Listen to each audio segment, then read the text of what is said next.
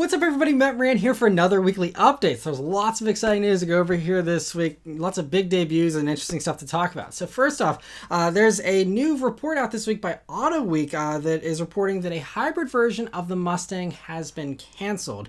So this was promised way back in 2017. They reconfirmed it again in 2019 that we're doing a S550 hybrid, and we've seen there was spy mules and stuff running around potentially with a hybrid all-wheel drive setup. And according to an interview with Auto Forecast Solutions that Auto Week did, a hybrid Mustang was in development, but then Ford decided it wasn't needed because the Mach-E did enough to offset the regular Mustang's emissions as far as the fleet averages go, which is what I said back whenever we bought our Mach-E, was that as part of the motivation for me was to help keep the regular gas ones around, because if they can keep that fleet average at a better place, then they can afford to have these gas guzzling V8s around a little bit longer, because you have the electric stuff helping it out. But anyway, so instead, though, it seems like they are going to use that to keep the Mustang around a little bit longer than you might expect, but it sounds like it's not going to last forever. So instead, for this final generation of the Mustang here, which is coming out next week, it's going to be gas only, rear-wheel drive only, and stick to the same classic formula,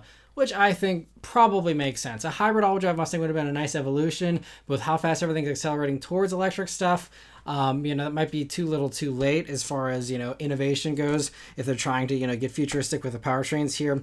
And so I think, keeping it a little more retro with the setup, I think makes more sense. And honestly, I think they've kind of realized that that's what their fan base probably wants. I mean, there are a few people I'm sure that would appreciate an all-wheel drive Mustang and maybe even a hybrid Mustang. But, I think that group is fairly small, and so I think Ford has just kind of realized, especially now, they can't be playing for little niches of a few hundred sales here, a few hundred sales there. They got to go for the mass appeal, and that is the V8 and the rear-wheel drive. So some more stuff in this report here, though, is that the 7th gen Mustang might not last as long as we're expecting. Typically Mustangs last about 10 years for their generation, and this seems like it's going to be a lot shorter. Now, how much shorter remains to be seen. There's two different sources here. So first, Auto Forecast Solutions, they're claiming that an all-electric Mustang two-door will be coming to replace this new 7th gen version as soon as 2028. It'll be on the next generation Mach-E platform. So the Mach-E and the two-door will eventually share a platform, but it's not going to be the current Mach-E's platform. It's an evolution, a new version of that platform is what you're going to be able to expect in the future, supposedly. They're saying 2028 is when that comes, and that will replace the 7th gen in 2028. Now, there's also another source here, Auto News, that is claiming that suppliers have been told reportedly that the 7th generation will last 8 years, which will take us to 2030 or 2031 before the gas traditional Mustang gets killed off. And again, there will still be a two-door Mustang coming after, but it will be all electric. And so 2028, 2030, somewhere around there will be the deadline for buying a brand new gasoline powered Mustang, which is crazy stuff. So, get them while you can. I mean, obviously, again, we have another 8 years or so, hopefully, here to buy them new. And, it's hopefully going to be very, very impressive for this new generation. And thankfully, there's all the used ones out there, but still just like a huge, shift and a huge moment here coming up. So wild stuff. But yeah, next week is the big reveal of the all-new Mustang, and Ford put out another teaser this week showing off the new GT badge on the trunk lid, which now has performance inscribed in the top of it. So obviously it's for a performance pack version most likely. And then CEO Jim Farley also tweeted out a picture of one of the new Mustangs here under a sheet, and so that actually reveals a lot more of the curves of the car than the heavily camouflaged prototypes that we've seen so far.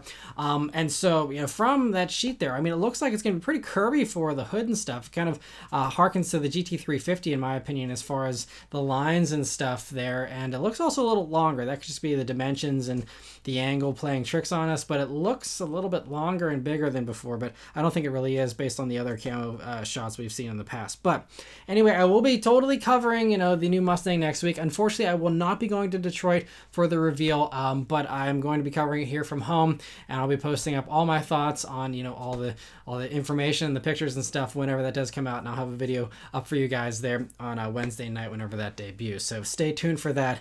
Very, very big deal. The last gas-powered generation of the Mustang coming out here next week.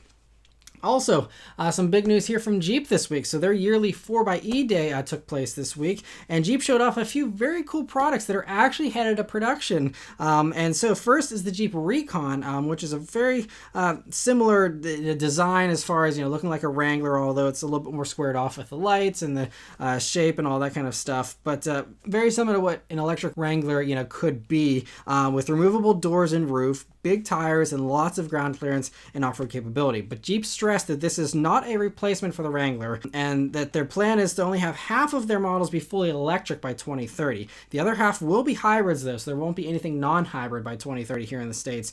So meaning in about 7 years or so, if you do want a Wrangler, it'll most likely be a 4xe, or a variant of a 4xe is going to be your only option as far as Wranglers go. But again, that's 7 years away, long time off. But back to the Recon here. Jeep hasn't given us any mechanical details on it yet either, but it appears to likely have an independent suspension front and rear, meaning it potentially could be less off-road capable than a Wrangler. But there's also, even like the G-Wagon and stuff has done very impressive things with, still having a little bit more of an advanced suspension in the front than the old version. So, still could be very, very impressive. And Jeep did say it'll still have locking axles, skid plates, all that kind of stuff. And so it'll be starting production in 2024, and reservations open early next year for that. Next up, though, is the Wagoneer S, which isn't its final name, supposedly, but this is a smaller Wagoneer that's been rumored for a while. There's talks of like a Cherokee-sized thing with, some Wagoneer stuff on it. And this seems to be something totally different than even that, but it's, I think, similar in size. It looks a little bit bigger than that, but, something that's like a mid-size, two-row SUV here. And so in addition to the very cool styling you can see here, check out the craziest thing, that huge wing on the back, which I think is kind of like another aero bridge type thing, just like on the Charger electric concept, but pretty wild. It also has a wild powertrain. So it's fully electric, of course, has 600 horsepower, which enables a Trackhawk rivaling 3.5 seconds 0 to 60 time for this Wagoneer S. It's also targeting 400 miles of range, so you can have a big old battery pack in this one, but no details about the battery pack were given, but it'll most likely be the largest that Stellantis is going to be having here. And it too will start production in 2024 in North America. The third electric Jeep here that was shown off was the Avenger, which sadly will be sold everywhere else in the world basically except for the US, because Jeep says that it's too small for Americans, being even smaller than a Renegade as far as the dimensions go. And I don't agree with that, though. I think that there's certainly, space in the market. There's lots of small subcompact crossovers, look like the Hyundai Venue, Nissan Kicks. There's plenty of little vehicles like that out there. Maybe they're not the hottest sellers, but they certainly sell better than, a sedan or something like that, most likely. And I just feel like this would be a nice affordable electric option because, again, the Wagoneer S is great, the Recon's great, but all these things we know are going to be, 50 grand plus easily, and especially these top versions we're talking about, vehicles that are probably going to be, almost 100 grand. And so, for this, it would be nice to see this little Avenger here come to the States. And also it'd be cool because supposedly it was rumored to be called the Jeepster, which I think is a cooler name than Avenger, which is a cool name and is in the FCA umbrella, but still, I just feel like, Jeepster would have been cooler. But anyway, for those of you who are in Europe that are going to be getting this, they're quoting 249 miles of range, but there's no power numbers that were revealed for that. It'll be built in Poland though. And the last vehicle they revealed is very American. So the polar opposite, what do Americans like? Enormous, huge, bloated vehicles. And so the other one they revealed here is the Grand Wagoneer 4xe that'll also be arriving in 2024. So this one uses a plug-in hybrid setup that provides 500 miles of total range, but there's no other details given for it. And so it could use the 4-cylinder turbo setup that you get in the Wrangler 4xe and the Grand Cherokee 4xe. But, that does 375 horsepower, 470 pound-feet of torque. So plenty of power for a Wagoneer, honestly. But, I don't know how they're going to feel about the brand perception of having this expensive Grand Wagoneer that'll be 100 grand with a 4-cylinder under the hood. I don't know how buyers are going to take that. So I also think there's a decent chance that instead of just, copy and pasting that powertrain, they're going to do something new and evolve the 4xe thing, possibly by either, using like the rumored new Hellcat setup of, plug-in hybrid with a V8 or plug-in hybrid with even the Hurricane inline 6, turbo motor. Something like that would definitely give it more power, which typically has been the case with the 4xEs, as they're some of the punchiest versions of the bunch. So instead of the 4xe being a downgrade in the Grand Wagoneer, having it be an upgrade and have something over 500 horsepower and, something that gives you a little bit extra punch. That would be cool as well. We'll see what they end up doing. But anyway, overall, a very impressive lineup here for the future of Jeep. And yeah, I'm excited. I think the Recon's a really good idea, though, to separate the Wrangler instead of just making an electric Wrangler. Having something separate, but still very true and, kind of, I guess, doubling their potential sales of, people who want an electric Wrangler and people who want a gas one. Keep everybody happy, but keep everything separate. I think it's a very smart move, honestly. But getting back to the idea of an affordable electric vehicle, Chevy this week has revealed more images of the Equinox EV, along with giving us some details on it. And so this is the 2024 Equinox EV. And they also say, along with all this information, that the starting price will be around $30,000. But there's a catch there, which I'll get to in a second. So it's smaller than the Blazer EV, but still bigger than the regular Equinox, coming in 7.4 inches longer than an Equinox, believe it or not, on a 9-inch longer wheelbase. It honestly looks like it's barely bigger than a Trailblazer in the pictures here, but it's supposedly, pretty long. So it's also 2.8 inches wider, but it won't be as practical as the regular Equinox, losing about 7 cubic feet of cargo space, partially because it's about 2 inches lower and also because it's less boxy. So that's how it loses out on some space there. But there's two different looks, one for the LT models and one for the RS. And that base $30,000 model will run a front motor for 210 horsepower, 242 pound-feet of torque, and front-wheel drive. It gets the base battery pack, which can do 250 miles of range on a charge, and can also be upgraded to the bigger battery pack for 300 miles of range if you want. But if you want all-wheel drive, you'll be forced into the bigger battery, which then does 280 miles of range and will likely have a much higher price tag, making an all-wheel drive Equinox EV likely at least $35,000, maybe even more. That all-wheel drive setup, though, does give you more power, jumping by 80 horsepower and almost 100 pound-feet of torque to 290 horsepower and 346 pound-feet of torque, which is great. But again, what person that's in a little crossover like this needs 346 pound-feet of torque? I think Toyota has the right idea with the BZ4X of, giving people 200 horsepower, even with all-wheel drive, 215 horsepower, whatever, and that's it. That's all people need. The RAV4 is the number one selling thing outside of the F-150. RAV4 has 200 horsepower, and they sell, 400,000 of them a year or whatever. There is no reason to have this much power. These car companies need to come up with a way to do less power out of these motors, and just do a 200 horsepower thing and keep the price in check. Because instead you're going to have this huge price gap between, the cheap little $30,000 Equinox, and then it's if you want all-wheel drive, which is basically everyone that ever sees any kind of weather in the United States, they're all going to want all-wheel drive. And then, they're going to have to spend $40,000 for one of these things instead because they perform with all this extra power, all this extra range that not necessarily everyone needs. And it's just yeah, we get it. EVs can be fast, woohoo. But when is someone going to make a 150 horsepower EV that'll be totally sufficient for, 95% of the population? That's what we need. And that's the stuff that's going to actually be affordable, not this stuff with, 400 pound-feet of torque and 300 horsepower in a little commuter Chevy.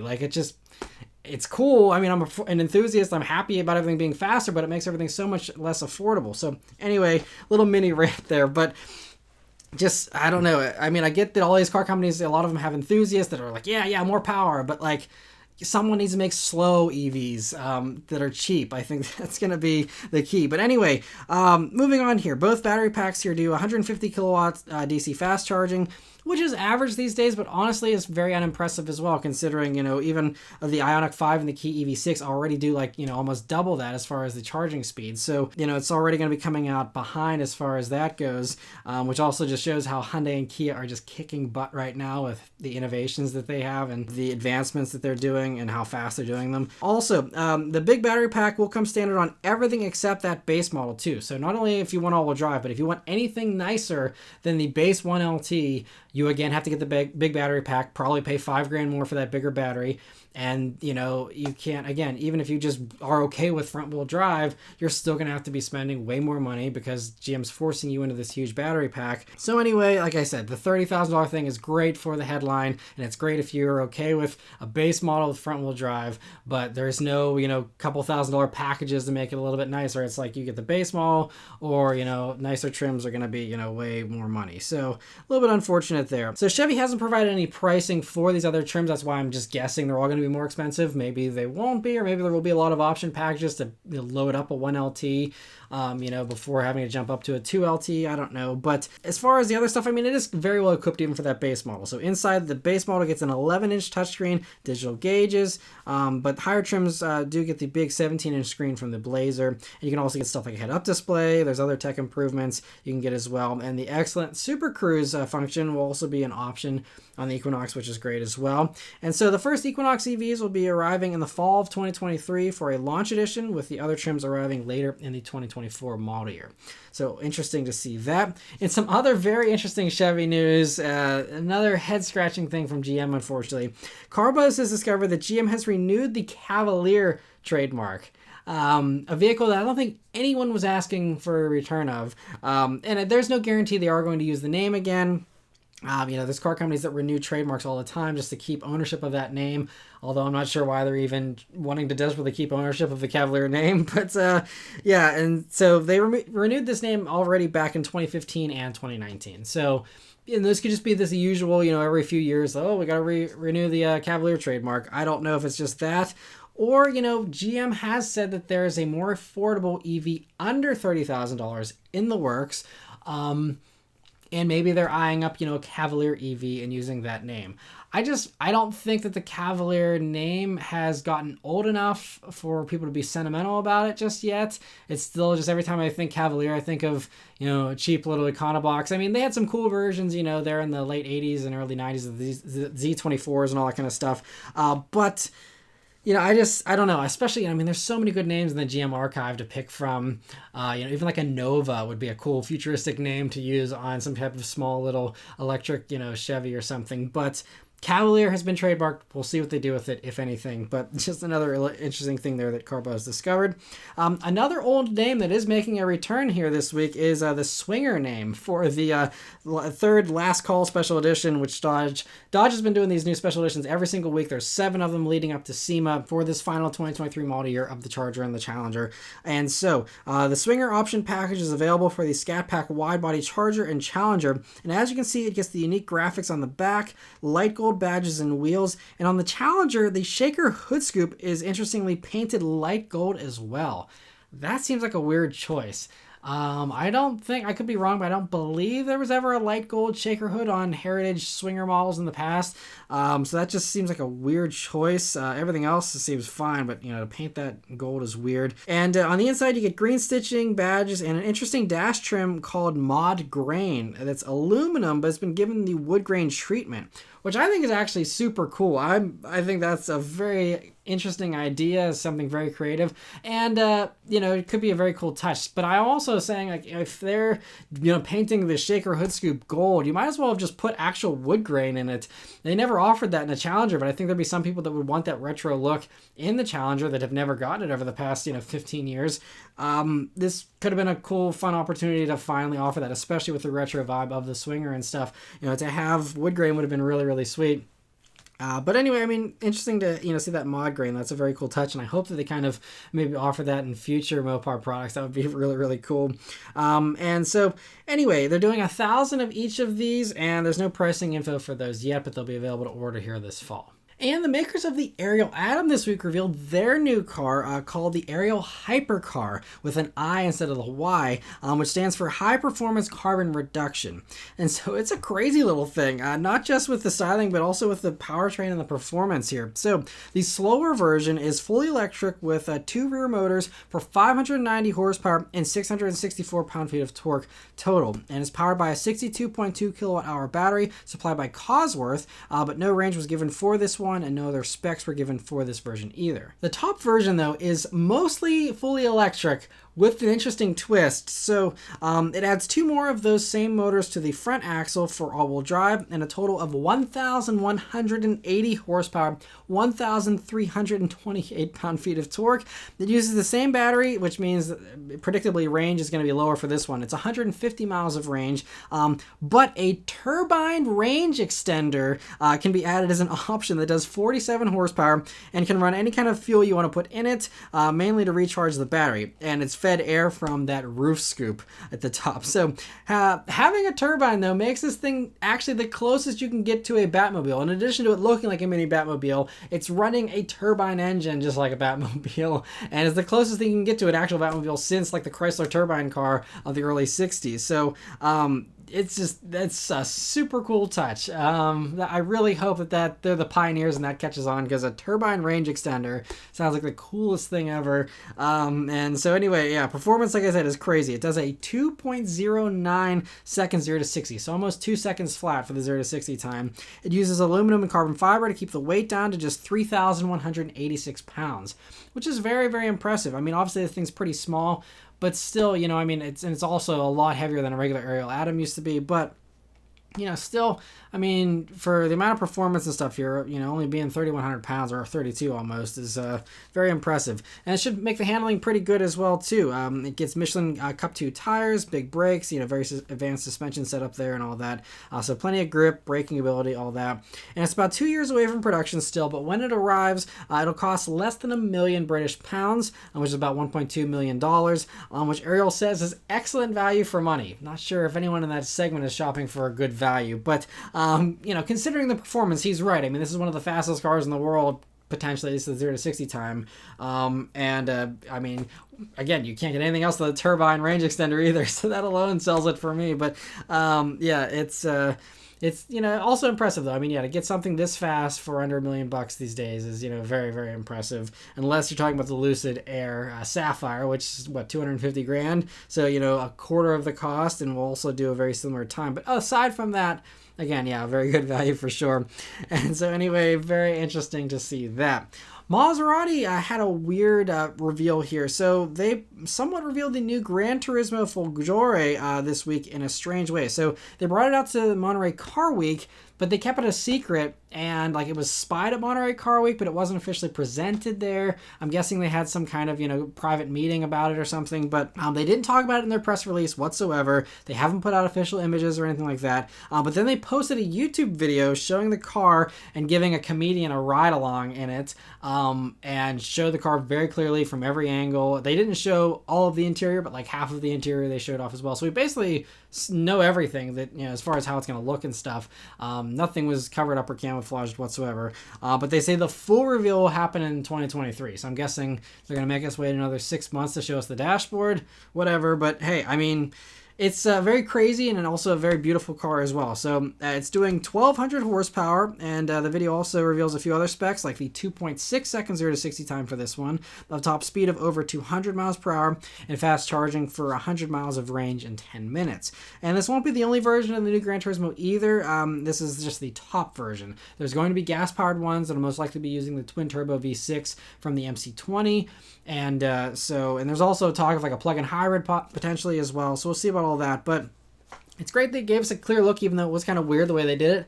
It's great to see it. I'm you know, excited for it, and definitely a beautiful car. So very cool to see that. In some other Italian exotic news here, Pagani will be revealing their C10 hypercar next week on Monday here, and revealed an exciting confirmation in the teaser video that shows off a manual transmission, which is something that's been missing ever since the Zonda went out of production. You know, they didn't offer it in the Huayra, and supposedly you know, Mr. Pagani decided that, you know, there was a few people that were kind of left on the sidelines that didn't order a Huayra because they had to have the manual. And so, you know, for this one, he doesn't want to leave anyone behind. He's going to offer the manual, as well as also there's going to be an automatic as well, a sequential gearbox like the Huayra if you do still want the automatic. But it's great. He's going to be offering, you know, the two different choices for people, and I'll be covering all the details on it next week, but I'm sure it'll be very impressive in typical Pagani fashion. So interesting to see that. Continuing with the exotic Italian reveals, though, on Tuesday, just the next day here, so September 13th, Ferrari will be finally revealing the Purosangue SUV. And in this week's teaser here, it confirms that it will be debuting with a glorious naturally aspirated V12, which means that they're taking the right approach, at least at launch here, of putting the proper supercar engine in the supercar SUV, and not following the same thing as Lamborghini and Aston Martin with phoning in twin turbo V8s from other car companies, just tossing it in their vehicles here. I'm so glad that they're giving this thing a proper engine, and very, very exciting. So it's gonna be awesome to see a Ferrari V12 in an SUV. I think it's gonna be really, really cool, and I'll be covering all the details on that next week as well. Another company that debuted a 12-cylinder family hauler this week is Bentley. So they debuted the Flying Spur Speed. So it brings back the W12 to the four-door Bentley, which previously was only available for this generation with a V8 and the plug-in hybrid V6 previously. And so this speed version runs the 6-liter W12 that does 626 horsepower, 664 pound-feet of torque, along with a 3.7 seconds 0 to 60 and a top speed of 207 miles per hour. It continues to use the 8-speed automatic and all-wheel drive, of course, and like the Continental GT Speed, which this again is getting like everything straight off the GT Speed. It also gets huge brakes, 4-wheel steering, brake-based torque vectoring, and the 48-volt anti-roll suspension system. It gets the usual speed treatment for the styling as well, with black trim, unique wheels, and unique touches on the inside. There's no pricing for those yet, but I have to say that thing looks really mean with the blacked out grille and stuff. That would be a very menacing vehicle, and then having that W12 roaring as well. That sounds awesome, and awesome to see Bentley doing another W12 sedan here. So moving on, the production version of the BMW XM was partially leaked out here this week thanks to Japanese patent filings that were found by ixforum.com. And so they thankfully show that BMW has made the grille a little bit smaller than the concept vehicle, which is a relief. Things like the headlights and taillights have been toned down a bit though, so they don't look very distinctive. It kind of just mirrors the X7 a good bit there in the front. I don't know why BMW was convinced that every SUV needs to have that same split light design, but anyway, still has some funky styling for sure. The body lines and stuff going down the side are kind of weird, honestly, and many of the concept touches remain as well, like the stacked exhaust tips. So it's interesting. I mean, there's a lot of really good looking cars out there these days, but I feel like BMW is the one that's consistently making me just be like, ooh, like over and over again. I'm like cringing every single time they release a new vehicle with like the styling. I hope the M2 is an outlier. I think that's going to be gorgeous and very exciting, but everything else, it's like, good grief. Like, there surely must be at least one other car designer out there willing to work for BMW to make some better designs here. But anyway, just by personal taste, I know it's subjective, but I am not digging any of these modern BMW's designs. But anyway, BMW has said this will be a plug-in hybrid with 740 horsepower already. There'll probably be other variants as well, but that'll probably be the top one. And when we get the full reveal remains to be seen. I'm guessing it'll come relatively soon. But anyway, interesting to see that. And for the last news story this week here, another vehicle has leaked out. This one thanks to Car News China, who found the Chinese government's regulatory pictures for the Toyota BZ3 for the Chinese market. So it looks like a mix between the BZ4X and the Crown, and it's meant to compete with the Tesla Model 3, of course. And along with the images here, Car News China reveals some specs as well. I guess all the details were on the site here, showing it'll be 8 inches shorter than the Crown, and it'll be a rear-wheel drive and use the batteries and motors from Chinese car company BYD in China in order to get this on sale quickly for their market, because I guess Toyota's scrambling to catch up to the EV thing in China, where it's really accelerating quickly and there's lots of government incentives for EVs there. And so I guess this is the fastest way to get it out there, was to do the mechanical stuff there, just outsourcing that to BYD. But the website notes that it is on the ETNGA platform, just like the BZ4X, meaning if Toyota wants to decide to sell it in the United States here, it could get the same battery and motor setups as the BZ4X. And would mean the option of front-wheel drive or all-wheel drive and about 200 horsepower, which again I think would make a lot of sense, just like the BZ4X. So anyway, it'll be revealed in China in November, and I think it would just be a really good seller here in the United States. For people who want an electric sedan, because amazingly, if you still want an electric sedan, your options are a Tesla Model 3 or any of the other super sedans, that are 150 grand or whatever. There's like nothing outside of a Model 3 still. Everyone else is going for the crossovers, which makes sense with volume, but like surely there's some people who want an electric sedan that's not a Model 3. and Toyota could be the first person here with something, if they decide to sell this here. So we'll see about all that, but again, I think Toyota's taking the right approach of realizing that not everyone needs 1,000,000 horsepower in their electric vehicle, and this is another great example of that. So hopefully that does end up in the States here soon.